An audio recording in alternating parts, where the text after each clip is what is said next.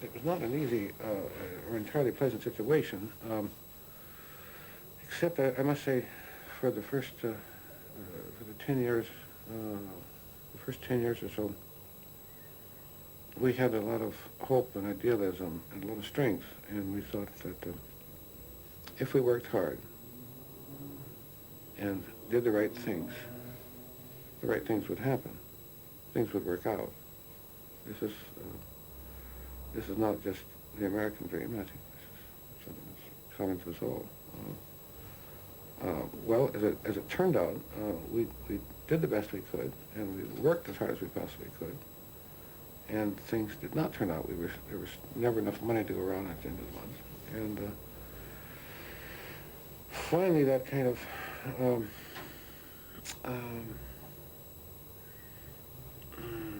wild endeavor and that effort began to wear us down. And things happened. And then it was, and the children began to hit their adolescence, and they hit their stride, and it was not exactly entirely pleasant. Where Marianne and Ray had never exchanged any crosswords over the importance of what he was doing, the kids would speak up about that, you know. We need a new bicycle, or we need this, or I want the car keys, or whatever. And Ray could handle those babies just fine, but he couldn't handle these big intruders that could bust right in the middle of a story, and that he was trying to get out by the next day and create some sort of a crisis for him. And it was the teenage business as much as anything else. And in frustration, if he couldn't finish or got off on a wild goose chase rescuing his daughter's dog, or, you know, fixing his son's bike or something, when he got through, he'd just get a bottle, you know, and drink. It just, you know, did get to be impossible to live together without some kind of chaos coming down, and I think they were tired of it.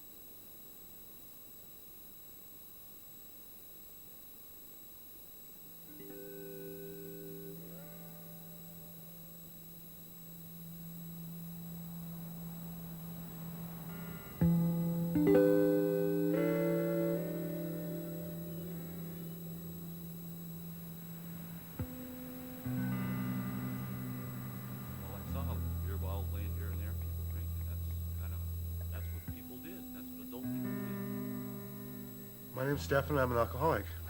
Hi. Welcome, Betty. Yeah, what it was like before. I started drinking in high school, and helped me to deal with the trauma of growing up. And after I got out of school, it seemed to help me with everything, and I pretty much used that for a cure-all. I was a bar drinker. World War III all the time. I was always out at the bar, never alone, because most I couldn't stand my own company. I knew I was an alcoholic from very early on. I can remember sitting in saloons in Los Angeles, and I'd say, you know, honey, I'm an alcoholic, and I've got to be Wild really careful woman how I handle come out this of the stuff. woodwork.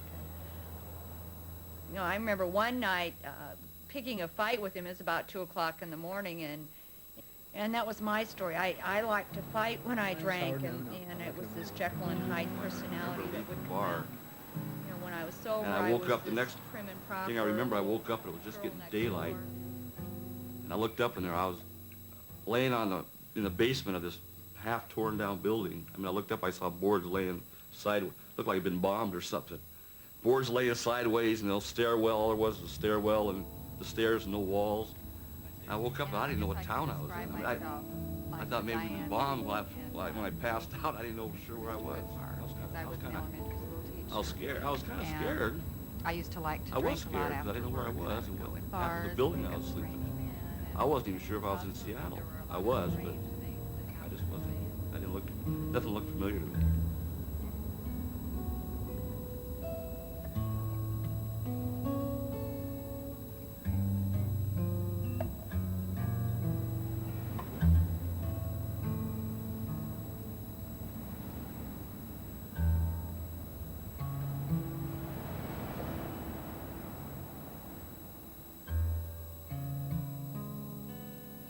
I was never into the myth or the mythos alcohol and the artist at all. I was just into the alcohol itself. I liked the taste of it. But I never from the beginning connected this up with the fact of wanting to be a writer, or the fact that alcohol would help you write. No, I was into the thing itself, and I didn't connect this up with the myth of the writer as the alcoholic, no, or as a heavy drinker, I should say. Because for such a long time, of course, alcoholism was a strange strange and horrible word. It was something that happened to people who slept on park benches and hung around in the Bowery and things like this. Alcoholism did not hit decent, hardworking, God-fearing people.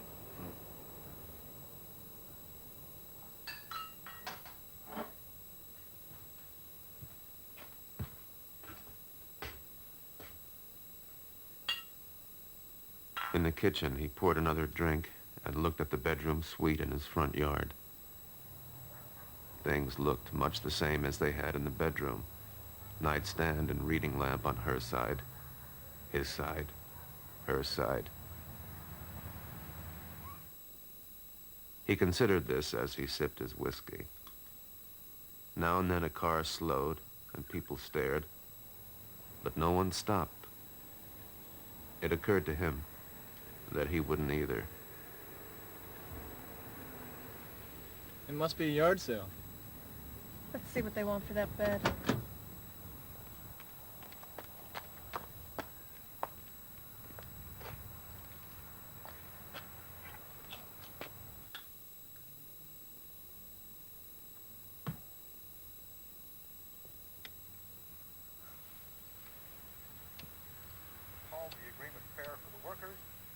Come here, Jack.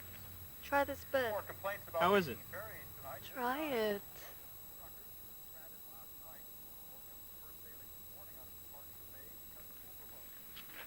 I feel kind of funny. Maybe I ought to see if somebody's home. Wouldn't it be funny if... I'll see if anybody's home. I don't think there is. But if anybody is, I'll see what things are going for. Well, whatever they ask, I'll offer $10 less. It's always a good idea. Besides, they must be desperate or something. Hello. You found the bed. That's good. We were just trying it out. Yeah. But how much do you want for the bed? I was thinking maybe 50. Would you take 40? I could take 40.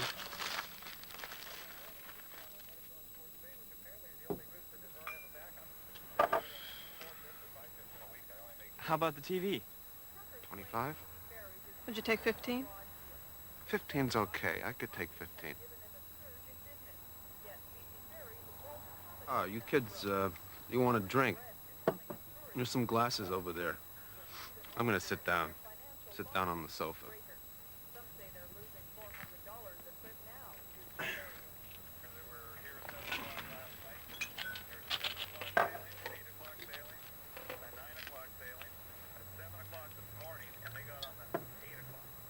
So what do you want? How much do you want for the desk? Name a figure. He looked at them as they sat at the table. There was something about their faces. It was nice or nasty. There was no telling. I'm gonna turn off the TV.